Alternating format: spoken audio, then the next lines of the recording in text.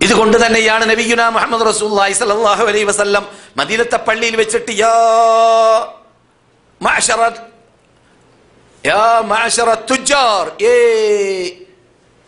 ബിസിനസ്സുകാരെ എന്ന് വിളിച്ചു. യാ മഅശറ തുജാർ, ബിസിനസ്സുകാരെ എന്ന് വിളിച്ചു. എന്നിട്ടോ എല്ലാവരും ശ്രദ്ധിച്ചു, ബിസിനസ്സുകാരൊക്കെ ശ്രദ്ധിച്ചു. പള്ളിയുടെ പരിസരത്തിൽ വെച്ചിട്ട് ബിസിനസ്സിനൊക്കെ പോകുന്നവരൊക്കെ കൂട്ടത്തോടുകൂടി അവിടെ നിൽക്കുകയായിരിക്കും. റസൂൽ കൂട്ടിച്ചേർത്തു എല്ലാവരും ശ്രദ്ധിക്കുന്നെന്ന് കണ്ടപ്പോൾ ഇന്ന തുജ്ജാറ യുബഅസൂന യൗമൽ ഖിയാമത്തി ഫുജ്ജാറ, പരലോകത്തിൽ ബിസിനസ്സുകാരെ ഫാജിരീങ്ങളുടെ ഇനത്തിൽ പെടുത്തുന്നതാണ് റബ്ബ്. ഫാജിരീങ്ങൾ എന്ന് പറഞ്ഞാലോ തോന്നിവാസികളുടെ ലിസ്റ്റിൽ പെടുത്തും. ബിസിനസ്സുകാരെ പരലോകത്തിൽ തോന്നിവാസികളുടെ ലിസ്റ്റിൽ പെടുത്തും. റസൂൽ മദീനത്തെ പള്ളിയിൽ വെച്ചിട്ട് ഇങ്ങനെ വലിയ വിളിയും വിളിച്ചിട്ട് പറയാണ് ബിസിനസ്സുകാരോട്.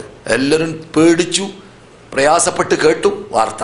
റസൂൽ കൂട്ടിച്ചേർത്തു ഇല്ലാ മൻ ഇത്തഖാ വബറ വസദഖ, മുത്തഖിയായും കൊണ്ട് ബാറായും കൊണ്ട് സത്യസന്ധനായും കൊണ്ട് തട്ടിപ്പില്ലാത്ത വെട്ടിപ്പില്ലാത്ത അളവിലും തൂക്കത്തിലും കുറക്കലോ കൂട്ടലോ ഇല്ലാതെ വഞ്ചിക്കാതെ സാക്ഷി പറയാതെ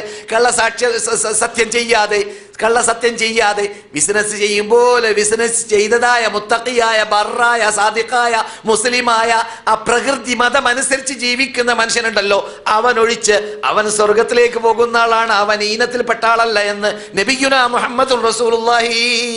എത്ര വിശാലമായ അർത്ഥമാണ് റസൂലുള്ളാഹ്. ബിർറ് നന്മ അത് സൽസ്വഭാവമാണ് എന്ന് പറയുമ്പോൾ നിങ്ങൾ ഇവിടെ കേട്ടു, ആ നന്മയിൽപ്പെട്ടതാണ് ബിസിനസ് നന്നാവൽ വരേക്കും. ഒരു മനുഷ്യന്റെ ബിസിനസ് നന്നാവൽ നന്മയിൽപ്പെട്ടതാണ്. നമസ്കാരം നന്നാവൽ നന്മയിൽപ്പെട്ടതാണ്. ലൈസൽ ബിർറ അൻ തുവല്ലു ഉജൂഹക്കും ഖിബലൽ മശ്രിഖി വൽ മഗ്രിബി വലാകിന്നൽ ബിർറ മൻ ആമന ബില്ലാഹ്, അള്ളാഹുൽ വിശ്വസിക്കേണ്ടതുപോലെ വിശ്വസിക്കുക.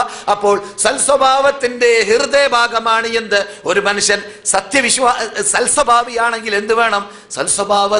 സൽസ്വഭാവത്തിന്റെ ഉടമയ്ക്ക് യോജിച്ചത് അല്ല, ഷിട്ടികൾക്കുള്ള അവകാശം അവൻ വീട്ടുന്നുണ്ടെങ്കിൽ അവന്റെ സ്വഭാവത്തിലൂടെ രാജാതിരാജനായ അർശിന്റെ ഉടമയായ ഷിട്ടാവിന്റെ ബാധ്യതയാകുന്ന ആ 5 വക്ത് നമസ്കരിക്കുക, ആ കൽപ്പനകൾ അനുസരിക്കുക, ആ ഖുർആൻ നടപ്പാക്കുക എന്നതിൽ വീഴ്ച വരുത്തുക എന്നത് സ്വഭാവിക്ക് തുല്യമല്ല, യോജിച്ചതല്ല.